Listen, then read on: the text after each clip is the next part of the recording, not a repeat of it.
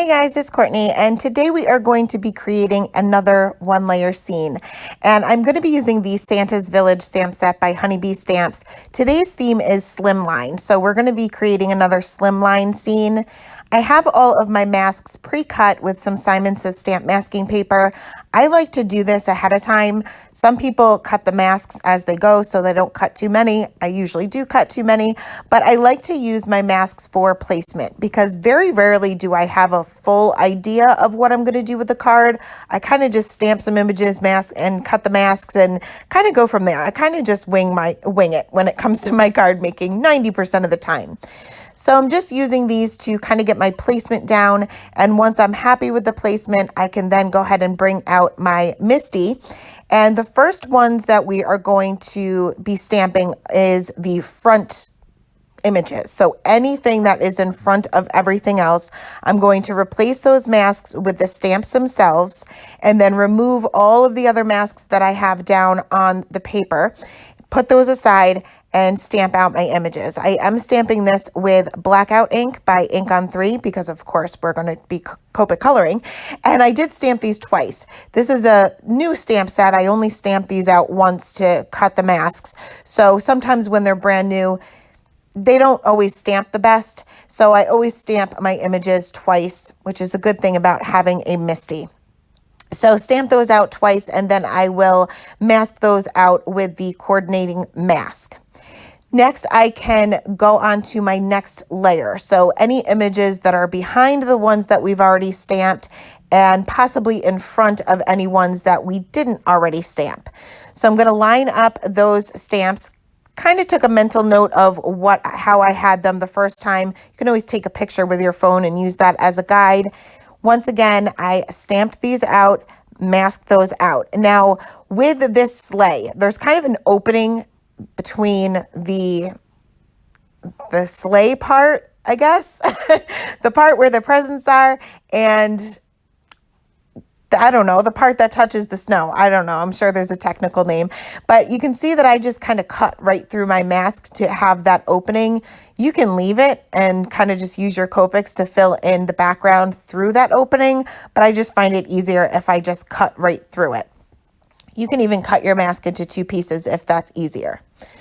So finally, I am going to finish off with the remaining two images, this one present and the one remaining house, and stamp those out and mask those out as well. And that is all the stamping we're going to do. Now my trees and my little houses back there kind of look like they're floating, but we're going to fix that with some ink blending. Now, before we do our ink blending, I did have a little visitor here, and he is extremely bored. It's getting cold. His friends are not outside, and he's been spending a lot of time with me in the craft room. So once I got him down, we'll move on to the ink blending, which is going to kind of bring it all together. So I saw this in a previous video, actually Nancy's video, which is one of my other collaborators.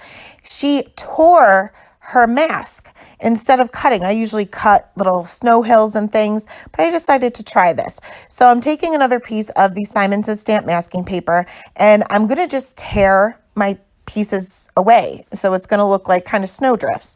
So I'm making two of these so that we have two different hills, one that our main images are going to be on and then one that the houses are going to be on. And then I can just line these up. Now you're going to want to put your first one down towards the bottom of your card panel. So all the way towards the bottom. And I'm going to put these just slightly behind my main images. And then for your next one, you're going to lay that, they're going to overlap a little bit, and you're just going to want to make sure that it's lined up or somewhat lined up with your images so that it kind of makes sense. So you don't have a hill directly below your houses. That would look a little funny. But I'm going to only do ink blending with one color for the entire background. I'm going to use Weathered Wood Distress Oxides, and I'm going to start with my sky. So you can see that I'm starting right on my mask, and my darkest area is going to be where the mask meets the paper. Once I have a good amount of that ink down, then I can start slowly blending up towards the top. Now, if you are lucky enough to live in an area where you get snow, you'll notice that there is no sun. We pretty much have cloudy days every day for 4 months straight. You don't really see the clouds because you have no blue in the sky whatsoever. It's kind of like a grayish cloud cover all day long. So that's kind of what I wanted to create. So for my snowdrifts, I'm going to remove that first mask there. And now I'm starting right on the mask and I'm barely bringing that color up. I'm barely touching the paper here. It's mainly the mask that I'm adding the ink to because I want this to still appear to be white snow. It's just going to have a few shadows to it. So once I'm happy with that, and it's really going to look like you have no color down at all, but you do, trust me, then I can remove this second mask. And I had a few areas where my stamped images or the masks for my stamped images kind of stuck to that. So I kind of just gradually brought that up very slowly, kind of fitting my masks in place as I go. Now for this one, I am just going to add some blending from the top or from the bottom of the panel up.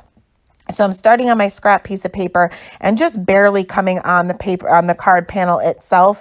Again, I'm just adding some shadows here. I still want it to look white. So once that's done, I can go ahead and remove the images for my stamped image, or my masks for my stamped images. I'm having a really hard time speaking today. And then we're going to move on to the coloring.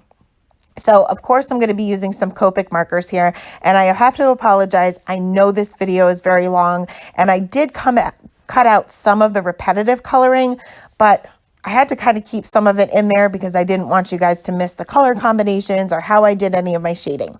So I'm going to start with the roof of this house here, and I'm going to use some E markers, of course, and I'm going to add some blending to, or some shading to the base of the roof.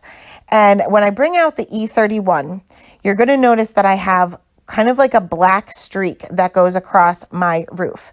And this is because apparently the last time that I used this marker, I may have touched maybe a gray area or maybe a very dark color anyway with the tip of this marker without even knowing. And that marker, that ink will transfer to the tip of this marker, which is why I always end with my reds, because reds are very hard to get up. Now I'm just going to leave this one here. You could probably go over it with your lightest color many, many times, and it will at least lighten it up. But I'm just going to keep it here because I plan on adding snow to my rooftop anyway. I also use the same color for the same color combination for my chimney and the door. I'm going to do the same thing for this next house as well. I'm just using a different color combination, but pretty much doing my shading the same way for the door, the chimney, and the roof. Now for my little farmhouse here, or barn, whatever you want to call it, I'm going to bring out a different brown combination, and there's not much of this roof showing. You can pretty much only see the edge of it. So I'm just going to add some shading towards the base. I'm also going to use the same color combination for the barn door, as well as the, I guess it would be a windowsill, where underneath the window, whatever that is, underneath the window. But I'm adding my shading the same way as I did for the first two. Now for the barn itself, or the building itself, I guess, we are going to be using a different color combination. I'm going to start with my lightest color here to kind of get my areas mapped out.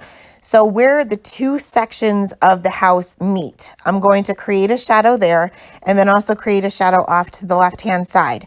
Also, I'm going to add just a little bit of a shadow underneath where the roof would hang over the building. Then I can go in with my darkest color. Now that I have that area mapped out, I know exactly where my shadows need to be. And I'm going to use my darkest color pretty sparingly. There's not going to be a whole lot of contrast for this one because I still have not come to find a good brick color combination that I really like, that I get a lot of contrast with. So if you guys have a specific color combination that you use for like a brick color, that where you get a lot of contrast with that scary dark or the scary light, let me know in the comments. See if I have those markers. But anyway, I'm blending that out with the mid-tone colors and then finishing off with that E13, which is the one we started with. Now for the other two houses, for this first one here, I'm going to be using a cool gray combination, and I felt like the background was a little bit more warm gray, so I didn't want it to blend in too much. But I'm going to go right in with my darkest color for this one because I find that grays blend very, very easily, and I don't necessarily need to saturate my paper. And there's really not a whole lot of shadows here. There's one underneath the roof and one on either side of the house. So it's pretty simple. So for the next one, I am going to bring in a different color combination here, and I'm going to do my shading very similar to the way I did the barn. I'm going to add the shadow underneath the roof, and I'm also going to add a shadow where one little section of the house meets the other, and just blend that out a little bit more each time. I didn't go in with my lightest color this time because there's not a whole lot of area to work with when you have to consider going around the windows and all of that. Also use that same color for the trunk of the trees. Not going to bother to do any shading for that at all. We're going to kind of jump around here a little bit. So I'm going to and you'll see why in the end. And it's mainly so I can start with my lightest colors and work towards my darkest colors, because I don't want to have another disaster like I did on that roof. So I'm going to start or go on to the skin tones for Santa, Mrs. Claus, and this little elf over here. I am going to start off with my lightest color to again get those areas mapped out, then go right in with that darkest color. I'm going to add a little bit of shading underneath his hat and underneath her hair, as well as the elf too, underneath his hair, and a little bit off to the right hand side, because you can see that he's facing off to the left and he's got his head tilted down a little bit. So there would naturally be just a little bit more shading there. Going to blend those areas out with the E11, the E00, and then I'm going to finish off with that E00 that I had initially started with. Now there's not a whole lot of room showing here, so you could probably get away with just 2 or 3 colors, but I'm just so used to grabbing this color combination. Now for their cheeks, I wanted to add a color to their cheeks because of course Santa has rosy cheeks, but I didn't want to blend it. I wanted to have those kind of cartoony rosy cheeks. So I'm basically just doing dots with the R20. I'm not blending it out. I'm just leaving it there. I could have probably went a little bit darker because it eventually faded in a little bit, but I like this look for Santa a little bit more. So next, moving on to the beard and Mrs. Claus's hair. So I'm going to start off with a C7, which is a very, very, very dark color, but I'm barely touching the tip of the marker to my paper, and I'm just adding some flick lines in the darkest areas. And I have my marker straight up and down because I want to get just the tip, and that's the key to getting those really fine flicks, is just having your marker straight up and down and kind of swooping away. I always tell people the flick is very hard to master, but if you think of a push broom, if you guys have ever worked in like a fast food restaurant when you were younger or whatever, where you had those push brooms, think of a flick like that. So you put the marker on the paper and you sweep it away. So I did that same thing with the C5. I'm just sweeping that color away. For her hair, I'm just adding a little bit where it's kind of parted, I guess, and then also where it's tucked behind her ears, and also where it is bunched together for her bun. I'm going to do the same thing with the C3, just extending these areas out a little bit further, and then I'm going to finish off with the C1 and kind of just flick that color out. Now his beard looks very, very dark right now, and it is pretty dark. But as I finish up the coloring, you're going to see that it looks significantly lighter than it does right now. It's not going to look white, but it's going to look lighter. Now I'm going to use these C markers for all of the white areas. So for the bottom part of his hat and jacket and pants. And I'm going to start with the C5 this time because I don't want it so dark. And I'm just going to add a little bit of shading to either side, blend that out with the C3, C1, and to leave all of that white area without having that harsh line between the C1 and the white paper, I'm going to quickly go in with the colorless blender just in the white areas. I'm not going to go over the darkest areas with this. I just want to get rid of that harsh line. I did the same thing for Mrs. Claus as well, and for his belt and his boots, I'm going to bring in a black marker, add some shading to either side of him because Santa's a round object. So we want to keep a strong center highlight. For his boots, I'm just going to add a little bit of shading to the sole of the boot, as well as where it would be underneath where his pants are, and towards the inside. So on the right-hand side for the left boot and the left-hand side for the right boot. I'm going to blend these areas out a little bit with the C7 and then finish off with the C5 for the highlight area, not forgetting to do the inside of the belt buckle. I always seem to forget that. maybe I'm the only one, but I use the same color combination for Mrs. Claus's boots as well. Next, we are going to move on to the trees.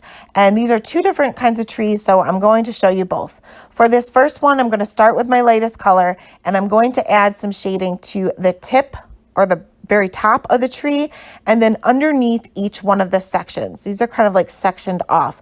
So where one section would be over another, that's where my shading is going to be. And you'll notice that I'm going to use the same green combination for this entire card. No matter what I'm coloring, it's going to be the same greens, just to kind of keep everything consistent. Now for this second one here, I don't know what kind of tree this is, but it's just like a blob. So for this blob, again, we're going to go in with the lightest color, and I'm going to add some shading in the center towards the base of the tree and where it's kind of indented. So I'm going to kind of go around the edges of it, but where it's indented a little bit, I'm going to kind of create a C line. And then I'm just going to extend that out as I move towards the lightest color. Now, it looks pretty weird, but once I get to the lightest color and fill in that highlight area, it kind of all comes together. When you're doing your coloring and you're trying to add texture, or when you're trying to add any kind of shape to something, 90% of the time it's going to look bad before it looks good. So I promise you, just keep going with it. And once you get to that highlight color, it will all come together. Now we're going to go on to this gold combination here. You can see that I started with that lightest color, added a little bit of shading to either side of the sleigh and kind of where it's dipped down as well. Then I'm going to go in with my E99. I'm going to bring out my Y28, which is not a color I normally use. It's supposed to be gold, but it's ugly. It's a very, very ugly color, but it does make it look more metallic, I guess. So that's the only reason why I brought it in. And this is the only area that I'm actually going to bring this in. I would normally just go to the Y26, but I did add a little bit of this. I don't recommend using it on its own because it's quite ugly. But next I am going to color the rest of my kind of golden yellow things, but I'm going to leave out that Y28 and I'm going to bring in a Y04 as my lightest color. I normally would bring in a Y11, but it's completely dry. So I'm going to bring in the Y04, which is a lot brighter, but it'll work. So for some of my presents and some of my ribbons, I'm only going to show you a couple of these because I did my shading the same way. I just kind of mixed up the colors. So where these are sticking out of the bag, I'm just going to add a little bit of shading to the base of it and kind of work my way up. And the very top portion of the present will be the lightest. And I colored a few more presents and ribbons with the same color combination. And we're going to bring back out those greens for this Santa stack. So again, I'm going to start with my lightest color. I'm going to add my shading to either side because this is a round object, and also where it's tied. So this would be kind of pulled together. The fabric would be pulled together, so that would naturally be a little bit darker. Next, I can go in with that darkest color and kind of just add that shading around it. And also where it's inside the sleigh would be casting a shadow on it as well. So that area would be a little bit darker as well. Going to go in with the same color combination as I used for the trees. And you can see I'm not doing any kind of flicking here. I'm kind of just outlining the image, and I didn't get the best blend in the world. And this is a color combination I use often, and I don't usually have an issue, but for whatever reason, maybe because the object is a little bit larger, maybe I just didn't have enough darker area down there. So I ended up going back in with the G46, which is the darkest mid-tone, kind of flicking that color towards the center a little bit, and I like that much better. Now I also use this green combination to color up some of the presents and some of the ribbons. I did the shading the same way as I did with the yellows. Also going to use this for Santa's glove or mittens, as well as Mrs. Claus's mittens. And I'm going to go right in with my darkest color this time. Number one, it's a small area to work with, so I don't necessarily have to worry about getting the perfect blend because it's so small. And number two is I don't want my colors to bleed. So if you oversaturate the paper, especially when you're working with a very small area like this, your colors may bleed, especially the darker ones. So I want to avoid that. And by going in with my darkest color first, I'm not saturating the paper as much. Going to use the same color combination for some of, oh no, first we're going to do this. I looked at this many times and I couldn't figure out her outfit. At first I thought it was an apron, but it doesn't have straps or like the straps that go over your shoulders. But I'm going to just create it. I'm just going to kind of wing it and just kind of go with it. Like I said, I kind of just go with the flow. So I'm adding a little bit of shading on either side and also where her buttons are. And I'm not going to go down her sleeves because I'm going to color this as if it's an apron, even though I don't think it is. That's just what I see in my mind. But again, just doing the shading same way as I did before, same color combination. Also using this same color combination for some of this, the elf's outfit. So for his hat, this again would be more of a round object. So I'm just going to add a little bit of shading on either side for every other stripe. And then also adding some shading to the right-hand side of him because he's facing the left, and a little bit towards the base of his sleeve and off to the right-hand side of his little pointy shoes there. Again, I went in with that darkest color first just to minimize the amount of saturation that I have on my paper to avoid that bleeding. For his shoes, these are tiny. I didn't even bother to go in with the highlight color. I kind of just skipped that, ran out of room, and I don't want to take any chances. So next, now that all of my coloring is done, minus the reds, now I can move on to the reds. I save the reds for last because, like I said, they're impossible to get away or move away. So for the sleigh itself, I'm going to start off with my lightest color. I'm going to add a little bit of shading to either side of it and also underneath where that golden piece would be. I don't know, like the top of it, I guess. And then I can go in with my darkest color. Now I'm going to use my darkest color pretty sparingly towards the top.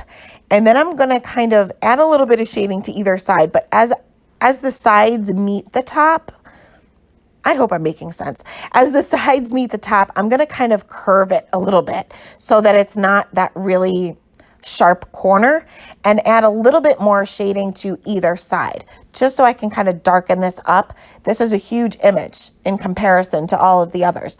So I'm only using 4 colors here, and I don't want too much of a highlight left over.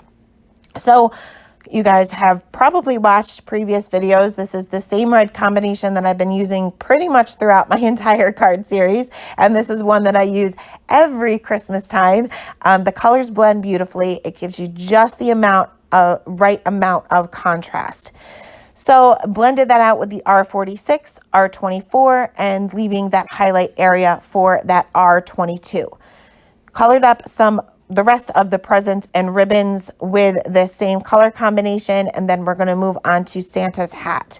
Now his hat is bent down or curved down, so I'm going to add a little bit of shading to where it is curved down and add 1 flick where it would be bent. So when I go in with the darkest color, I'm adding my shadow, and then you'll see that I added that, just kind of brought that up a little bit. It kind of looks a little bit weird until I get to the R46, where you can see that 1 flick is sticking up from the rest of them. And it will all make sense again when we add that lightest color. Looks weird, but once we add that highlight, it kind of gives that hat some shape. So next I'm going to move on to his jacket and his pants, and I'm adding some shading where his arms are tucked behind his body a little bit, and also on either side of his body, because like I said, Santa's a round object. And you can see that I added a little, or left a little bit of white space between where my darkest color is going to be and the kind of around his belly. And that's mainly because I didn't want 2 of the darkest areas directly next to one another. The R89 is super, super dark. This is what I refer to as the scary dark. So I didn't want 2 areas of this color to be directly next to one another, because you wouldn't be able to necessarily differentiate between what is what, his arm and his body. So I blended those areas out, same color combination. For his pants, I'm adding some shading where his jacket is hanging over his pants on either side of his pants, and then where they are bent in the center. So kind of going along with where I added the shading to his boots, just keeping my shading consistent. Doesn't matter where you put your shadows, just as long as they're consistent within that same image. Now, once I got to the R24, this is where I filled in that white space. And as I added more and more shading and got to that lightest color, it looked a little bit too weird. And that's the beauty about going in with your lightest color first and leaving those highlight areas with your lightest color, is that you can always darken them up later if you feel the need to. So that white area that we had left, I originally used the R24 on. It just was not working for me. I did not like it at all. So I ended up going in with the R46 instead, and I liked that much, much better. So I colored Mrs. Claus's dress and some of the elf, same color combination, filled in the elf's hair, that's what it's called, because I totally forgot to do that. And now I am going to fix up some coloring mistakes with my white gel pen. Add a few highlights here and there to some random objects, add some polka dots to some of the presents and some stripes to some of the presents. And now I'm going to add some snow. So I'm going to add some snow to the trees and to the rooftops. For this one tree, I'm just going to add some to the top and kind of at the bottom of each one of these little sections. Now you want to be careful. Gel pens take a long time to dry. Well, not a long time, a minute or two. And you want to make sure that you're using a gel pen that's really opaque and that flows very nicely in order to add the snow or any detail really. Now, once your gel pen is dried, you cannot go over it again, or else it's just going to kind of scrape away the ink. So once that's dry, I'm going to add my sentiment with some VersaFine Onyx Black ink, and I needed some shadows. My images were kind of just floating. So I'm going to bring in some warm grays, which I feel matches the weathered wood Distress Oxide a little bit more. And being I barely added any, I can add my shadows directly over it. Normally, I wouldn't do this. If I had a regular ink blended background, like a full background, I would not color over it because you're just going to get kind of like a blurry mess. It's just going to be a mess. So being I added such a little amount, I can go ahead and add shadows to each one of my objects, starting with the W5, blending it out with the W3, and then the W1. And this will just ground my images a little bit.